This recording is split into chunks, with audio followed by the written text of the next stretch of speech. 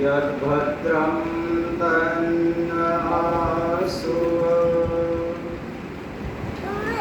हे सच्चिदानंद स्वरूप, सकल जगत को उत्पन्न करने वाले, समग्र ऐश्वर्य युक्त शुद्ध स्वरूप, सकल पदार्थों के दाता परमेश्वर, आप कृपा करके हमारे संपूर्ण दुर्व्यसन और दुखों को दूर कर दीजिए और जो कल्याणकारक गुण, कर्म और स्वभाव है वह सब हमको प्राप्त कराइए।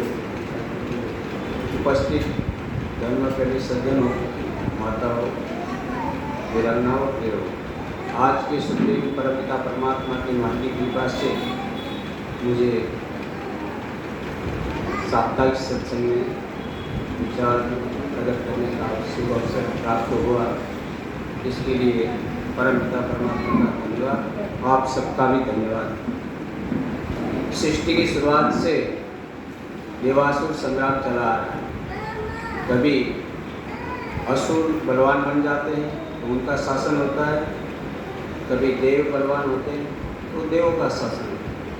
आप सब जानते हैं कि वर्तमान समय में सारे भूमंडल पर असुरों का शासन है।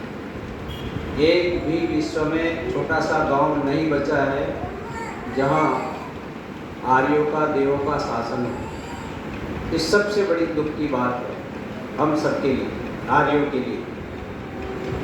ये संसार, ये भूमि परमपिता परमात्मा ने आर्यों को दी है, तो हम सब जानते हैं।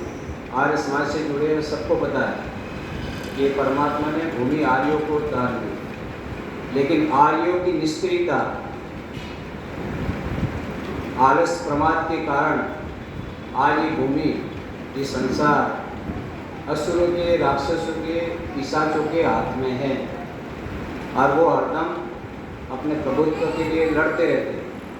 संसार में युद्ध चल रहा है और हम इतने कमज़ोर और निकम्मे हैं, इन सबको देखने के बाद भी हम सावधान, जागृत नहीं होते।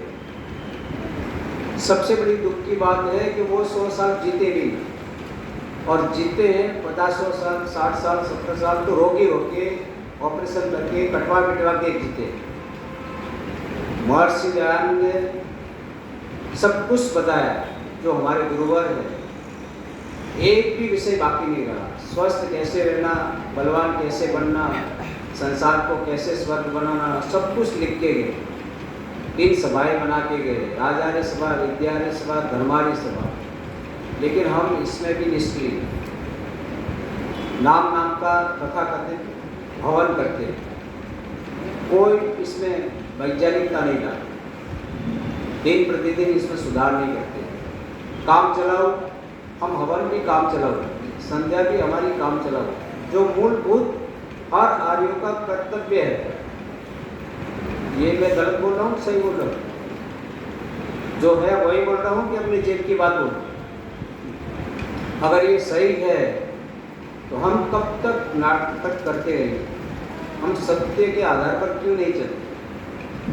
हम गिने चुने अंगुली पर गिनने लायक हो गए, इसके बाद भी हम सावधान नहीं होते। विश्व में 130 देश क्रिश्चियनों को मानने वाले हैं और 2024 वर्ष पहले 130 देशों में आर्य लोग थे। आज वहाँ बाइबल को मानने वाले शासन कर रहे और विश्व में महासत्ता भी इन्हीं की है। फिर भी हम चैन से सो रहे। हम स्वस्थ, बलवान बन करके शासन में आने का काम नहीं करते, न सोचते, न विचारते। मन ही नहीं है तो शासन में कैसे आएंगे? गुजराती में कहावत है, मन हो तो मारवे जो है। मैं प्योर गुजराती हूँ, लेकिन हिंदी बोलते हूँ, राष्ट्रभाषा को मानते हैं। हमारा मन ही नहीं है तो ध्येय लक्ष्य तक तो हम कैसे पहुँचेंगे? हम ये विचारते ही नहीं कि हमारा शासन होना चाहिए, आर्यों का शासन होना चाहिए। आर्य ही संसार में ईश्वर के नियमों के अनुसार मन वचन कर्म से जीवन जीना जानते हैं और जीते हैं। आज भी बहुत कुछ पतन हो रहा है, हो गया है, फिर भी इन सब में आर्य समाजियों का, चाहे चपरासी हो, सामान्य व्यक्ति हो, उसका जीवन दूसरों से बहुत ऊंचा है। मन वचन कर्म से वेद के अनुसार सबसे ज़्यादा पूरे भारत में मैं 40 साल से घूम रहा हूँ। सब जगह का मैंने सर्वे किया हुआ है, देश और विदेश में मैंने देखा है। आज भी आर्य समाजी जितना मन वचन कर्म से वेद के अनुसार जीवन जीते हैं, आचरण करते हैं, इतना दूसरा कोई नहीं करता। ये वास्तविक सत्य है। लेकिन हम संगठित होकर के शासन में आने के लिए लड़ते नहीं, और शासन में आने के लिए नहीं लड़ते इसलिए हमारे पास सत्ता नहीं है। और भीख मांग के कभी सत्ता नहीं मिलती, न कभी मिली है, न मिलेगी, न सिद्धांत है। भीख मांगने से सत्ता नहीं मिलती। सत्ता तो युद्ध से मिलती है, लड़ने से मिलती है। जो लड़ने में समर्थ है वो लड़ता है तो विजय के रूप में सत्ता मिलती है। और आर्यों को लड़ने का विधान है। संसार में अधर्म चल रहा है और हम लड़ते नहीं हैं, लड़ना चाहते नहीं हैं।